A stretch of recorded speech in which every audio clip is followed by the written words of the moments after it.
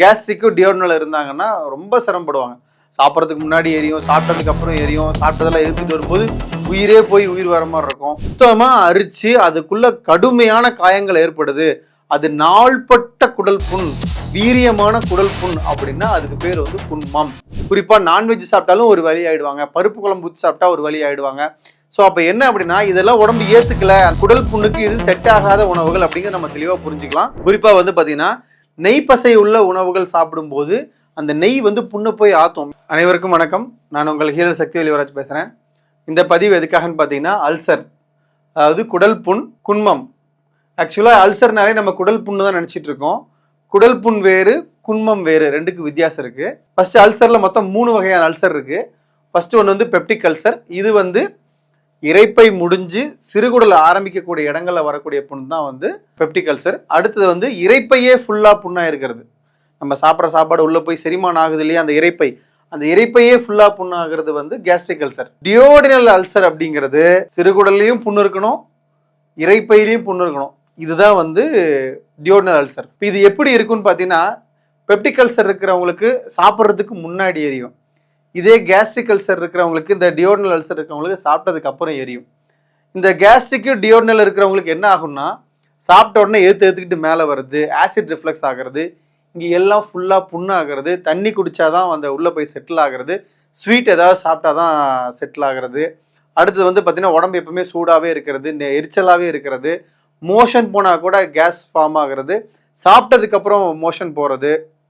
அதுக்கப்புறம் வந்து பார்த்திங்கன்னா எப்பவுமே ஒரு எரிச்சல் உணர்வோடவே இருக்கிறது, மந்த புத்தியாகவே இருக்கிறது. சில பேருக்கு வந்து சாப்பிட்டா வாமிட்டே வரும், சில பேருக்கு சாப்பாடே உள்ளே இறங்காது. இந்த மாதிரியான நிறைய தொந்தரவுகள் வந்து இந்த கேஸ்ட்ரிக்கு டியோடனல் இருந்தாங்கன்னா ரொம்ப சிரமப்படுவாங்க. சாப்பிட்றதுக்கு முன்னாடி எரியும், சாப்பிட்டதுக்கு அப்புறம் எரியும், சாப்பிட்டதெல்லாம் எடுத்துகிட்டு வரும்போது உயிரே போய் உயிர் வர மாதிரி இருக்கும். இந்த கரெக்டாக இந்த நெஞ்சு பகுதிக்கிட்ட ஒரு வலி வலிக்கும். அந்த வலி வந்து அவங்களால வந்து அது சொல்லவே முடியாது, அது அப்படி ஒரு பெயினை கொடுக்கும். அந்த பெயின் வந்து சொல்லி மாள முடியாது. அப்போது குடல் புண்ணுக்கும் குண்மத்துக்கும் என்ன வித்தியாசம்?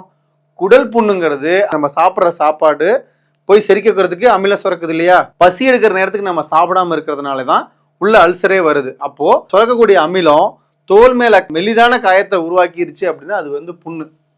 இதுவே அந்த தோலையே அரிச்சு, சுத்தமா அரிச்சு அதுக்குள்ள கடுமையான காயங்கள் ஏற்படுது, அது நாள்பட்ட குடல் புண், வீரியமான குடல் புண் அப்படின்னா அதுக்கு பேர் வந்து குண்மம்.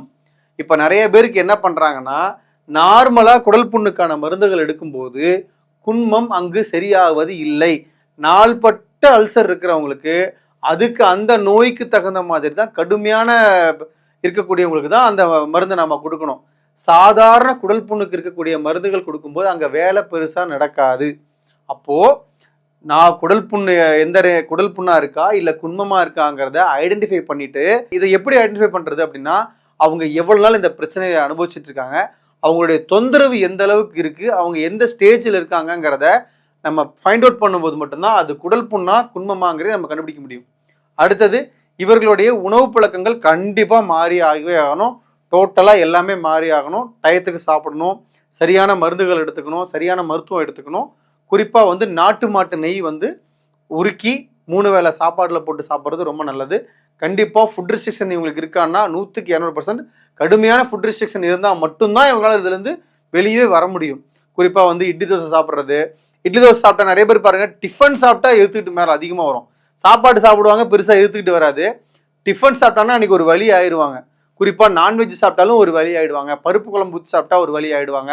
ஸோ அப்போ என்ன அப்படின்னா இதெல்லாம் உடம்பு ஏற்றுக்கல, குடல் புண்ணுக்கு இது செட் ஆகாத உணவுகள் அப்படிங்கிறத நம்ம தெளிவாக புரிஞ்சுக்கலாம். குறிப்பாக வந்து பார்த்தீங்கன்னா நெய் பசை உள்ள உணவுகள் சாப்பிடும்போது அந்த நெய் வந்து புண்ணை போய் ஆற்றும், மேலே ஒரு லேயராக படிஞ்சு அந்த உணவோட பாதிப்பு இந்த குடலுக்கு கொடுக்காம அது லேயராக படிஞ்சு அந்த உடம்பை பாதுகாக்கிறதுக்கு நெய் சார்ந்த உணவுகள், குறிப்பாக நாட்டு மாட்டு நெய் மட்டும்தான் நெய், எருமை நெய் மட்டும்தான் நெய், ஜெர்சி மாடு சிந்து மாடு அந்த நெய் கூட நான் நெய்யை கன்சிடர் பண்ணுறதில்ல.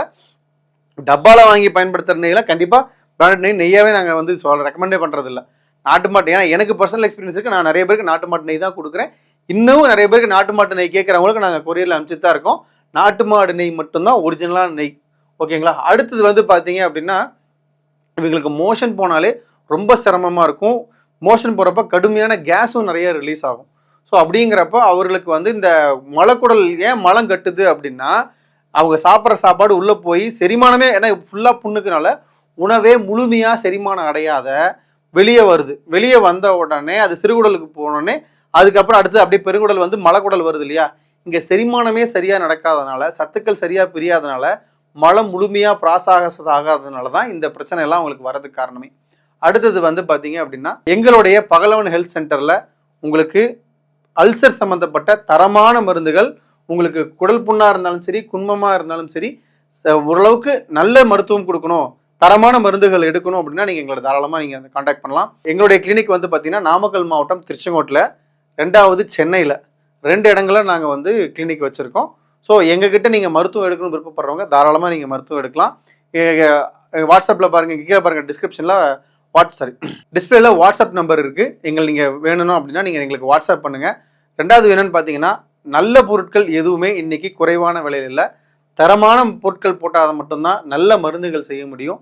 ஸோ அப்படிங்கிறப்ப எங்ககிட்ட மருந்துகள் விலை குறைவாக கண்டிப்பாக இல்லை. ஓரளவுக்கு விலை வந்து கொஞ்சம் கூடுதலாக தான் இருக்கும். காரணம், நல்ல பொருட்களை போட்டு மருந்து செய்கிறதுனால குறைவான விலைக்கு கொடுக்க முடியாது. ஸோ இந்த பதிவு உங்களுக்கு ரொம்ப யூஸ்ஃபுல்லாக இருக்குன்னு நினைக்கிறேன். நன்றி, வணக்கம்.